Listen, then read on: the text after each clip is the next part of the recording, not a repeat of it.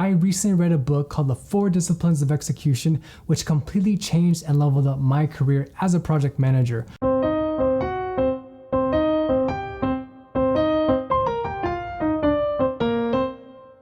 Hey friends, Alvin here, and this is the first video in our monthly leadership book club series where we'll be taking a deep dive into business, self-development, and leadership books to help you grow further, faster in your career. One more thing before we get started, this video is brought to you by Audible.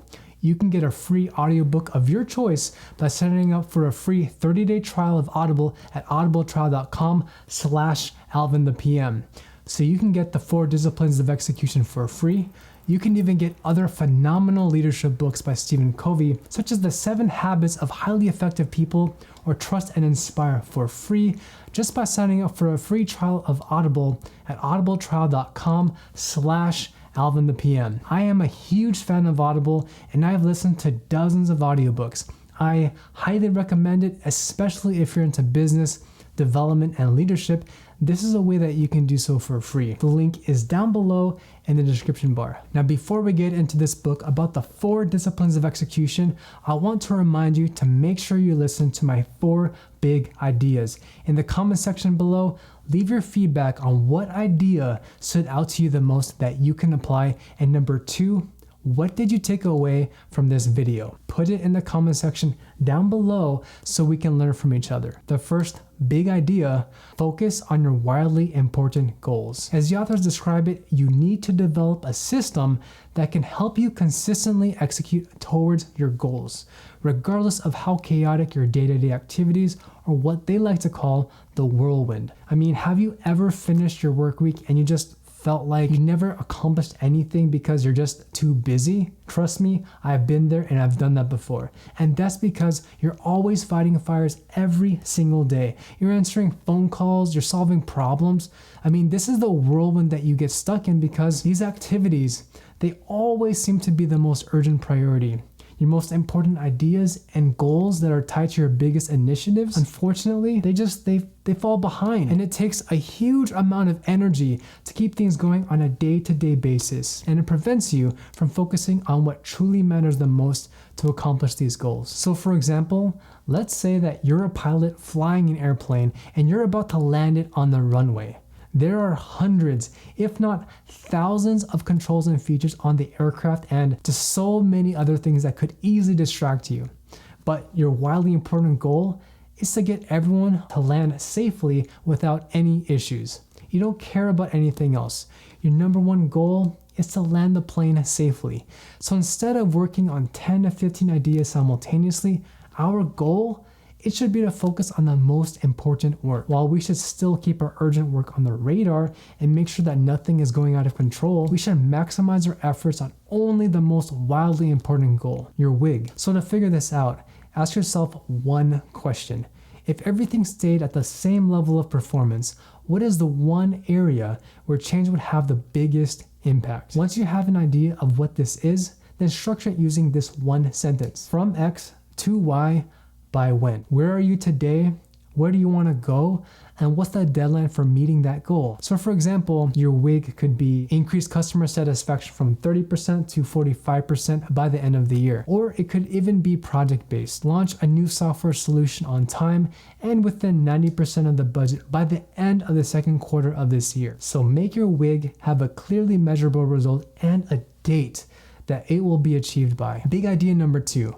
Focus on your lead measures. Now, the authors of the book, they do a really good job and they explain 2 key terms, a lag measure versus a lead measure.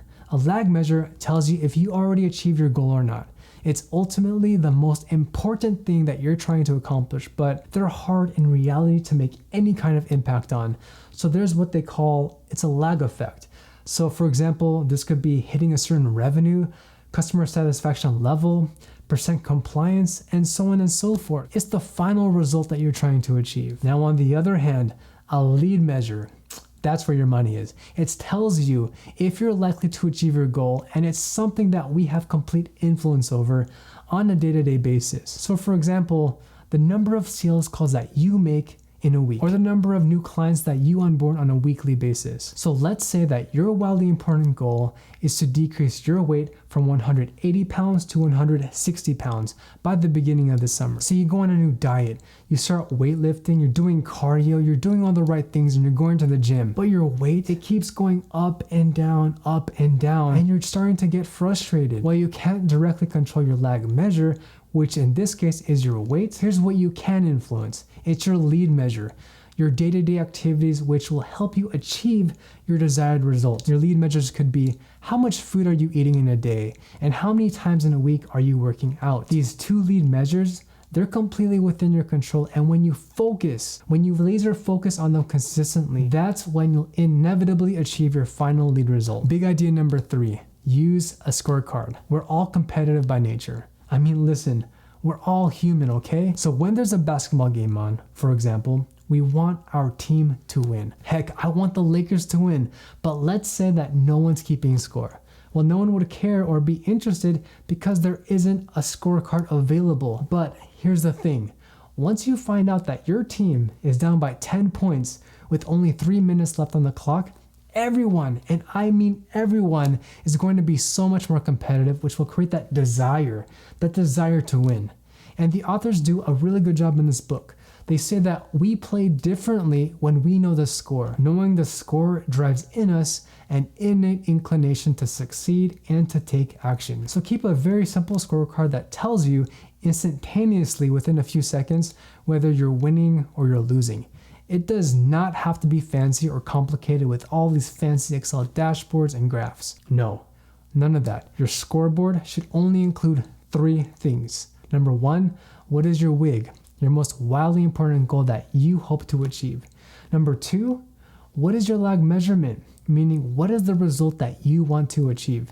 And number 3, what is your lead measurement? What is it that your team can directly influence? For example, if your WIG is to increase the annual production of units from 1 million to 2 million by the end of the year, then your lag measurement would be the number of units manufactured. And an example of a lead measure could be the weekly preventative maintenance of all equipment to ensure that there's no downtime between shifts.